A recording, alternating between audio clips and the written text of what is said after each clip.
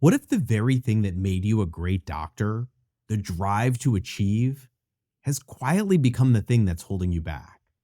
Stick around because today we're unpacking how the same mindset that got you here might be keeping you stuck and what you can do to move forward without losing yourself in the process. Something feels off. You've built the life, you've hit the milestones, and yet there's that quiet sense that it's not quite what you hoped it would be. I'm Dr. Michael Hersh, and this is the Better Physician Life podcast. This is where we talk about what happens after the checklist is done, and you're actually ready for something that fits. If you've been wondering if there's another way to do this, you're in good company. Let's get into it.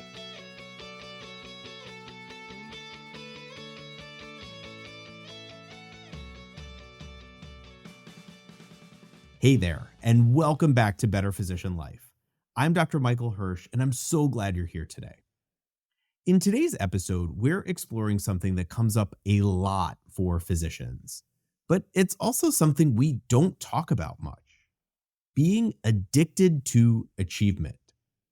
It's a topic I've been wanting to tackle for a long time because if you're a physician, chances are this story will sound uncomfortably familiar. We're going to talk about how achievement became our drug of choice, how the pursuit of success changed our lives for better and for worse, and most importantly, how we can begin to untangle ourselves from the web of endless striving and start building a life that finally feels like our own. Okay, so let's get into it. And let's start at the beginning. For most of us, the pursuit of achievement started pretty early on. Maybe it was the gold star in elementary school, the perfect report card, the good job from a parent or a coach. Whatever it was, we learned quickly. Success gets rewarded. Achievement brings praise, and being the best means you're safe, you're respected, and maybe worthy. By the time we hit high school, the game was on. AP classes, varsity sports, leadership positions, SAT scores. The message was clear. Keep climbing, keep winning, don't let up. And then came the gauntlet of pre-med and medical school, residency. And each phase had its own set of metrics: grades, test scores, class rank, research, publications, honors awards. At every step, there was a new hoop to jump through, a new finish line to cross, a new reason to push harder and sacrifice more. And we did it. We became the people who could outwork, outlast, and outachieve almost anyone. We became the ones who always get it done, the ones who never quit, and the one everyone can count on. But then, somewhere along the way, something shifted. Achievement wasn't just something we pursued, it became who we were. And when your worth gets tied to what you do, how much you produce, how much you win, it gets harder and harder to remember who you are without it. And the more we accomplished, the more the bar moved. You get into med school, great.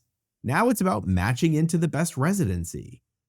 You match. Now it's the fellowship, the job, the salary, the title. Each win feels good for a moment, but then it fades. And suddenly you're chasing the next one. And somehow, despite hitting all the marks, it still didn't feel like enough. That's when we start to realize we're not climbing a mountain. We're on a treadmill, a never-ending treadmill. Psychologists call it the hedonic treadmill, the idea that no matter what we achieve, our happiness quickly resets to baseline. That first big win, acing an exam, landing your top residency, it feels incredible. But then it fades. And just like that, the next goal appears, the next thing to chase. You get into med school, now you want the best residency, you match, now you're gunning for the top fellowship. You get the fellowship, now it's the prestigious job, the title, the corner office. Every time you arrive, the finish line moves. Every high is followed by another climb. And with each step, the treadmill speeds up. You run faster, but you never quite arrive. Meanwhile, the world around you keeps cheering you on to keep running. More RVUs, more publications, more leadership, more productivity.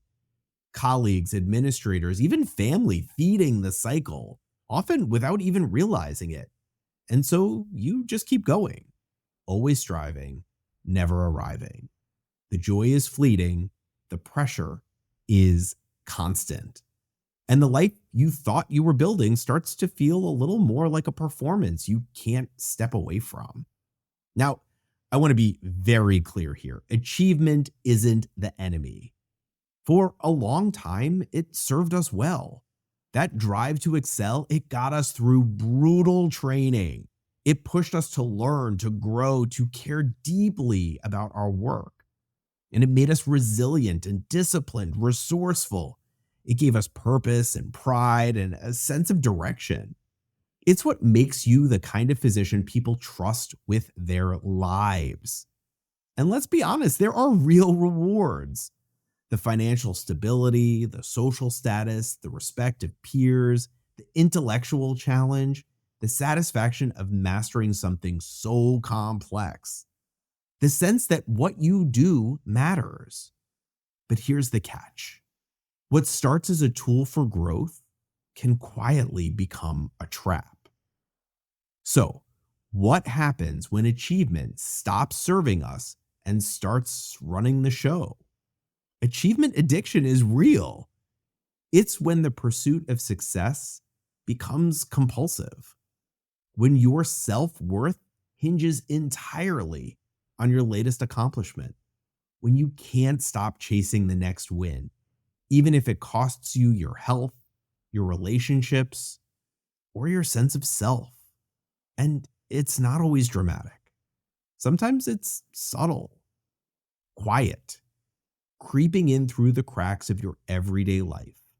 Maybe you feel restless or anxious between wins. Maybe free time makes you uneasy. You start to feel guilty if you're not being productive. And I'll just add here, man, is that a big one for me, feeling guilty when I'm not being productive. It's something I've continued to work on relentlessly. But maybe you keep setting bigger and bigger goals, even when you're exhausted. You can't seem to enjoy the successes you do have. They never quite feel like enough. You start measuring your value by your resume, your title, your income, and the things that used to matter, like your health and your hobbies, your relationships, they slowly start to get pushed aside. Sound familiar? If it does, you are not alone. Achievement addiction is especially common in medicine because the whole system is built on external validation.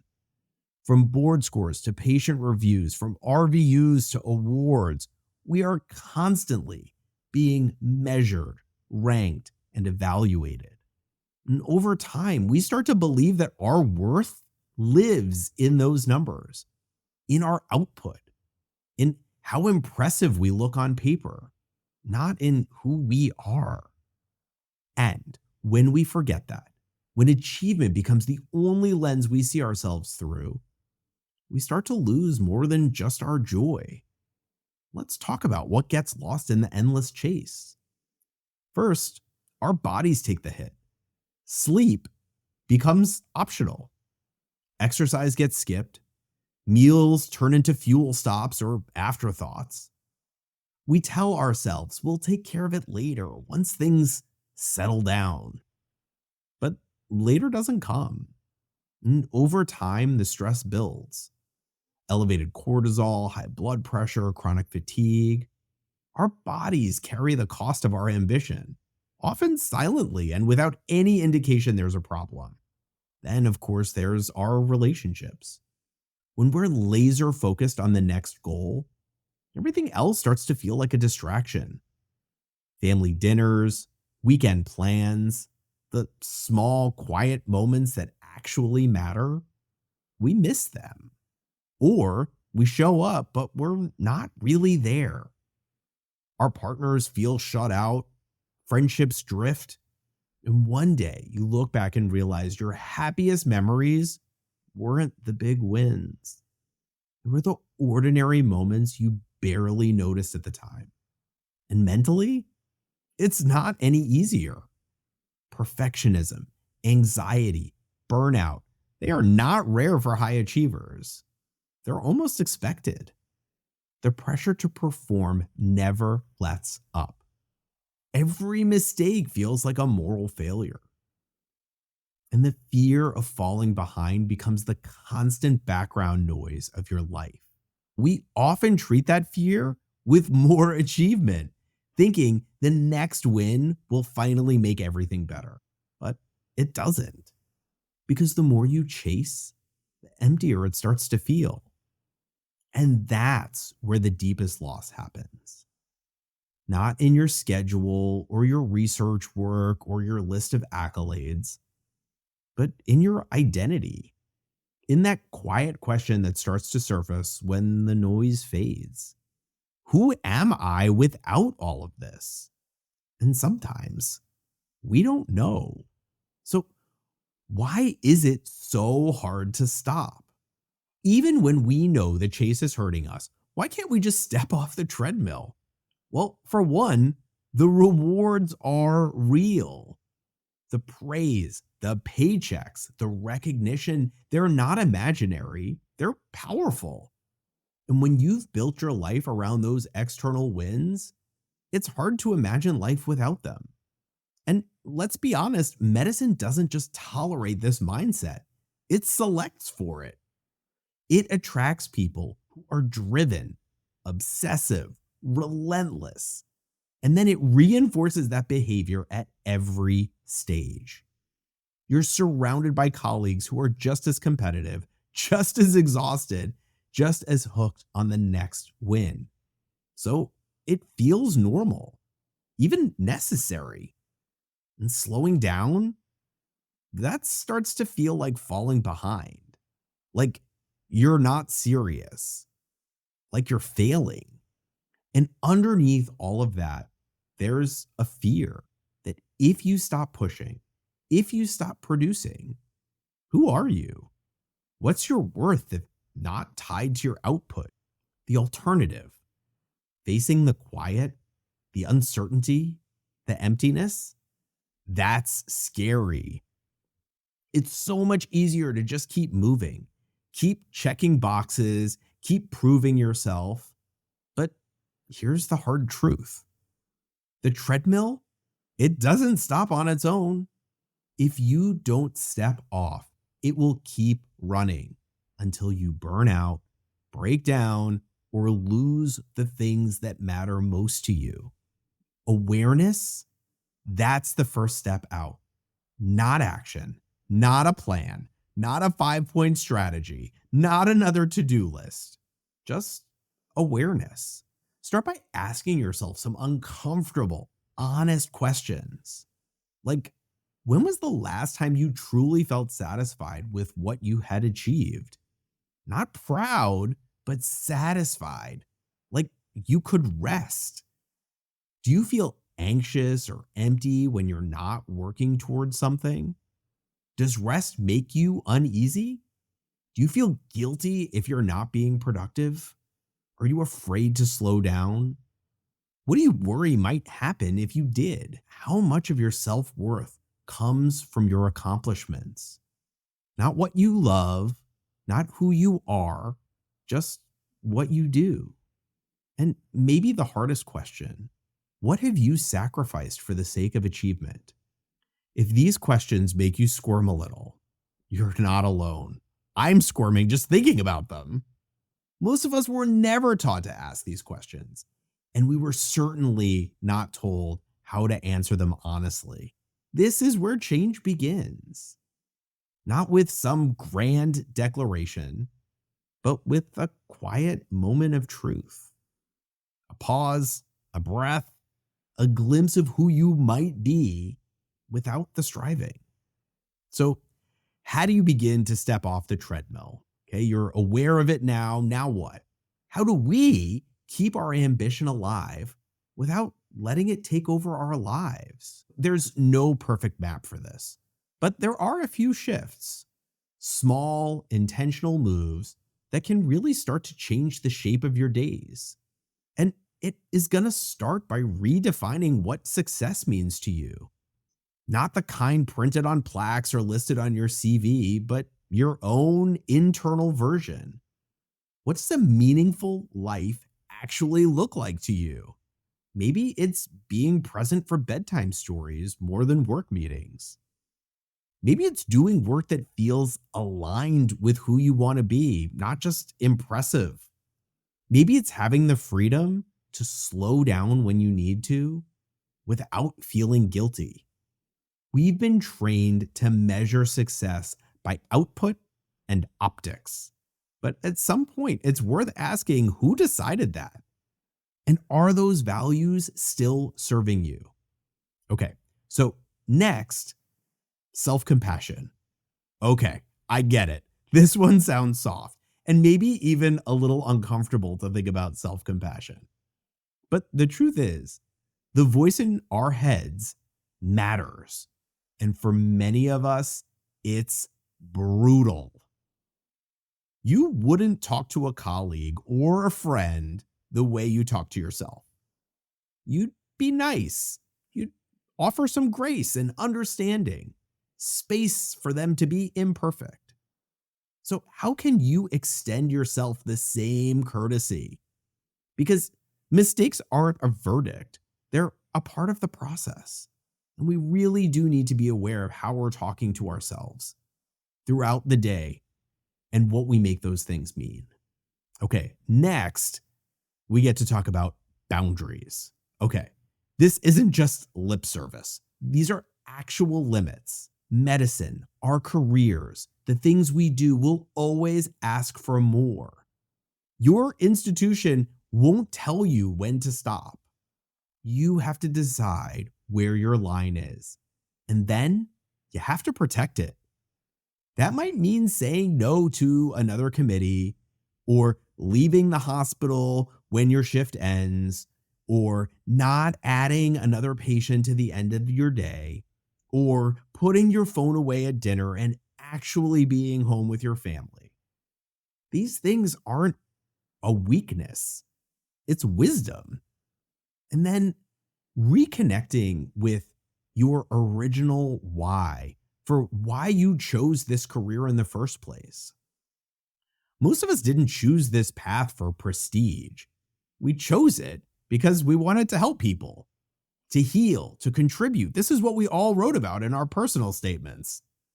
But over time, that gets buried under RVUs and administrative tasks and the pressure to stay ahead. So, dig it back up. Remember the version of you who started this journey. What did he or she care about? What made him or her proud? And then cultivate some gratitude and presence. I know these words get tossed around a lot, but they're easy to forget about, and they really do work. Gratitude doesn't mean ignoring what's hard. It means noticing what's here and what you appreciate. It's about remembering the quiet moments, the human ones, the stuff you miss when you're always sprinting to the next thing. And maybe most important of all, they give you an opportunity to invest in your relationships because you get to be grateful and present in them. You are not just a physician. You're a partner. You are a parent, a friend, a human being. Make time for those parts of you. Put down the phone, look your kid in the eye, call your sibling, sit on the porch with your spouse, and don't rush through it. Because Achievement fades, but connections don't. You don't have to figure all of this out on your own. Talk to somebody, call a friend, a mentor, a coach, a therapist, someone who doesn't need you to have it all together, someone who can see you, really see you without the white coat. Because here's the thing, you're not weak for feeling tired. You're not broken for wanting something different. You're just human. And there's real strength in honoring that. So here's the paradox. You don't have to kill your ambition.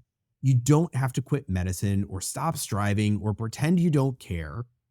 You just have to put it in its proper place. Achievement isn't the villain here.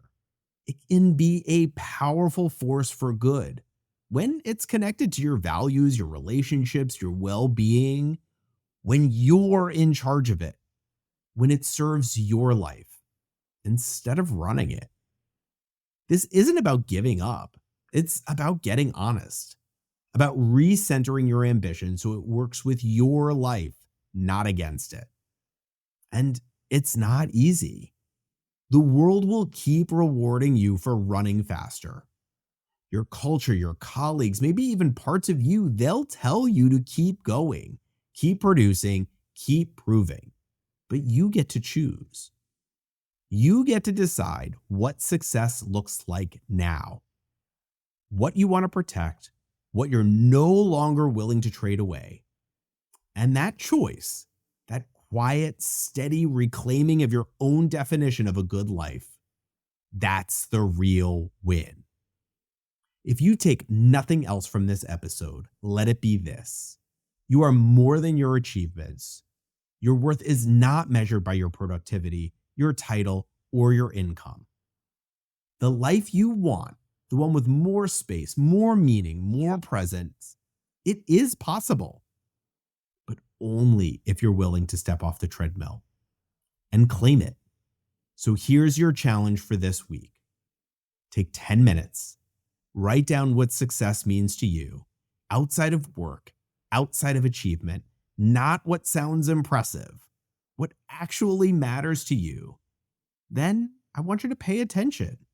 Notice when you start chasing the next win, and then pause. Ask yourself, what am I really after? What do I actually need right now? And you don't need to keep all of this inside. Reach out to someone you trust. Talk about this episode. Share your story. Ask about theirs. You don't have to do this alone. There is a whole community of physicians waking up to the quiet cost of endless striving and quietly starting to choose something different, something more authentic, more human. Thanks so much for being here. If this episode resonated for you, please send it to a friend, leave a review, let someone else know they're not the only one feeling this way. And above all, remember this. You are enough right now, exactly as you are, no further achievements necessary. Thanks again for being here, and I'll see you next time on the Better Physician Life podcast. Take care. Thanks for listening to the Better Physician Life podcast. If you want to learn more, check out my website, www.betterphysicianlife.com.